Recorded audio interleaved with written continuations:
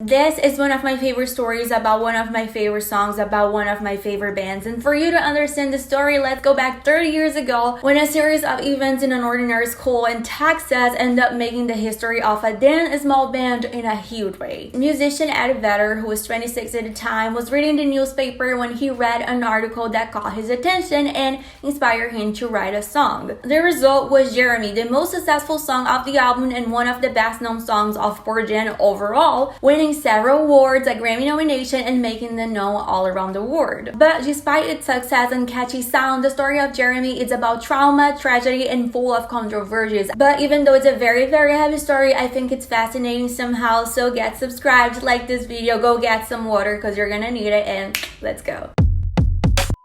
Jeremy was written before Pearl Jam went on tour with Alice in Chains in February 1991, with lyrics by Eddie Vedder and music by bassist Jeff Ament. Ament already had two pieces of music that he had written on the acoustic guitar and wanted to play on a new bass he had just bought. He took one of those pieces and worked on what became Jeremy, but he and the band were struggling to find a sound that they liked, and this song was nearly cut out of the album. The lyrics were inspired in part by an article from a local Dallas newspaper where Vedder read the story about the death of a high school student named Jeremy during class. So the song was kind of a way to memorialize that story. Jeremy Waldell was a 15-year-old student at Richardson High School in Texas. On January 8, 1991, his English teacher told him to get an admittance slip from the school office because he was late. When he came back, he was holding a gun. He walked to the front of the classroom of about 30 students and reportedly said, "Miss, I got what I really went for." He then put the gun on his mouth and fired before any of the students or the teacher could react, and he died instantly. That report is what inspired the line Jeremy spoke in class today. Although he was describing the article as a loner who had been in counseling,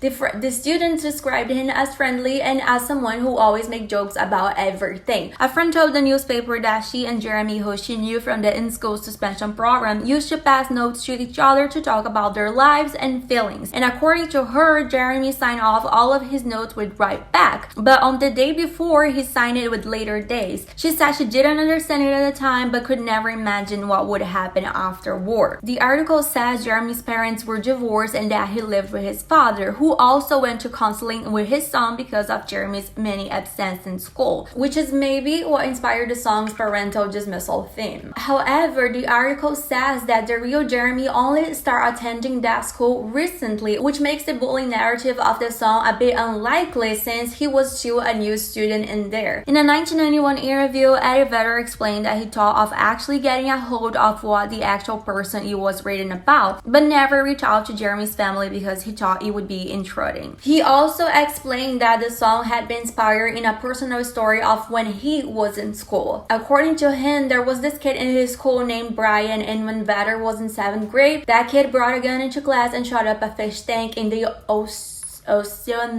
oceanography room. Vedder remembered hearing it, and even though no one was physically hurt, he realized that he had a fight with that kid in the past, so this could be one of the factors that influenced that kid's behavior. In a 2009 interview, Vedder explained he felt the need to take that small article and make something of it, to give that action, to give it reaction, to give it more importance. He said that the idea was that taking your own life is not the best way to get back at the bullies, and that actually staying alive and being stronger than them was the best revenge. Here's what he said. "All you're gonna end up with is a paragraph in a newspaper. 63 degrees in a cloudy inn in a suburban neighborhood." That's the beginning of the video, and that's the same thing. Is that in the end, it does nothing. Nothing changed. The word goes on and you're gone. The best revenge is to live on and prove yourself. And I feel the need to interrupt the video a little bit just to say that if you're having this kind of thoughts, or if you know someone who is, please go seek for help. When someone is depressed, it's not like they're thinking this way, okay? Like, if it's a very light level of depression, then those words,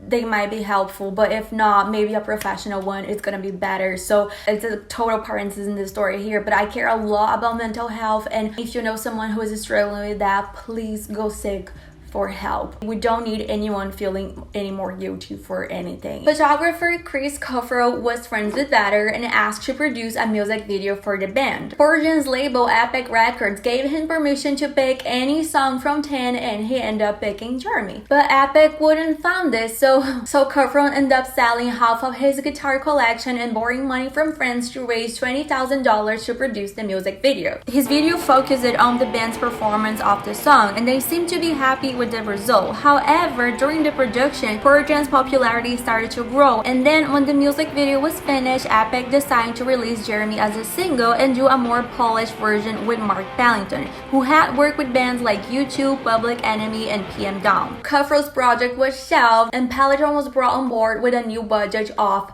$400,000. And Pellington wasn't initially too excited to work with Pearl Jam, and at first he refused the job. But his producer insisted that he listen to the song and paid attention to the lyrics, so Pellington locked himself in a room and listened to Jeremy on repeat. Then he talked to Eddie Vedder about the song's meaning and realized that there was something that he could work on in there. In a 2017 interview for Billboard, he said, "I was never really bullied in school. Yeah, I definitely had some 13, 14-year-old anxiety and alienation from my parents, and I shared some of that feeling of being a bit misunderstood. Then I spoke to Eddie to see what I could elicit from him. The director decided that the focus of the video shouldn't be the band, but a narrative where Vedder would act as a commentator or witness to that story. The result was a performance where Vedder became one and the same as the kid in the video with his signature eye-popping look." Here's what Pellington said, "I think he probably built it up, but by the second take, he was on. He is a live performance, so he didn't need much direction. I was operating the camera and he came around with that possessed look. I remember I felt chills while shooting it and editing it." And it is actually one of the most iconic videos of the 90s. Anyways, the video got heavy rotation at MTV and it was obviously added because of the TV censorship, which resulted in a very ambiguous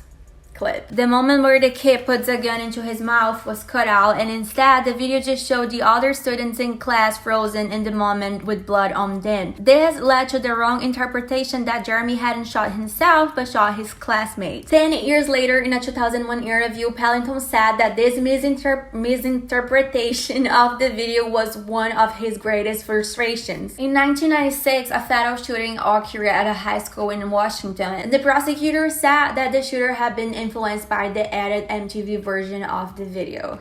But still, the video for Jeremy won 4 MTV Music Awards in 1993, including Best Video of the Year. In the acceptance speech, the band was joined on stage by Trevor Wilson, who played the character of Jeremy in the video. And Vedder said that that music is what kept him alive, as he handed the trophy to Trevor. Trevor was only 12 when he performed in the video, though he was sick on the day of the audition. He immediately called Pellington's attention and was picked for the role because he didn't play in a stereotypical historic way. It was his only acting job because he didn't like the attention that he got after the video, and Pearl Jam kept a promise that every time that they went in New York, he could get free tickets and hang out with the band. Unfortunately, Wilson died while swimming alone during a vacation in Puerto Rico in 2016. After Jeremy, Pearl Jam didn't make another music video for 6 years because the experience just stuck with the band. In a 1993 interview with Rolling Stone, Jeff Emmons said that he doesn't want people to remember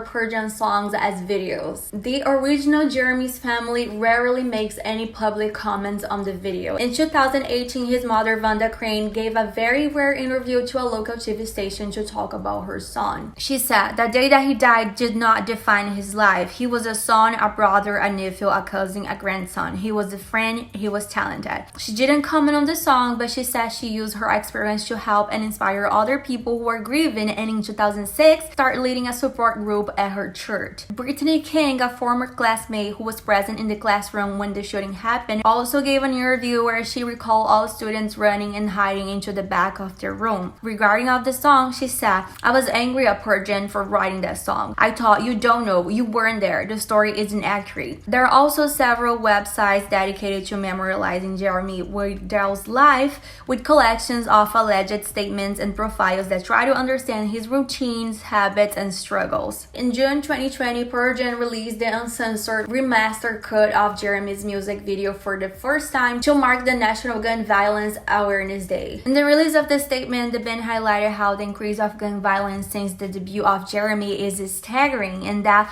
Black Americans are 10 times more likely than white Americans to die by gun homicide. He also said that we can prevent gun deaths, whether mass shooting, deaths of despair, law enforcement, or accidental. They also updated their Choices t-shirt. The original 90s one featured the single cover photo of Jeremy and had the statement, 9 out of 10 kids prefer crayons to guns. While now the 2020 version has 10 out of 10 kids prefer crayons to guns. It was a very heavy story, I know, sorry to bring the vibe down, but I still think it's a very relevant video since we can bring awareness into really important things here that are very obvious in this video. I believe you're smart enough to understand that. Again, if you or someone you know is struggling with depression or something like that, go seek help. It's not an embarrassment and we want you to be alive, okay? So that's it. I hope you liked the video. If you did, don't forget to subscribe and give it a thumbs up, and if you didn't, give it a thumbs up anyway, okay? And the next video is gonna be more vibes. Bye.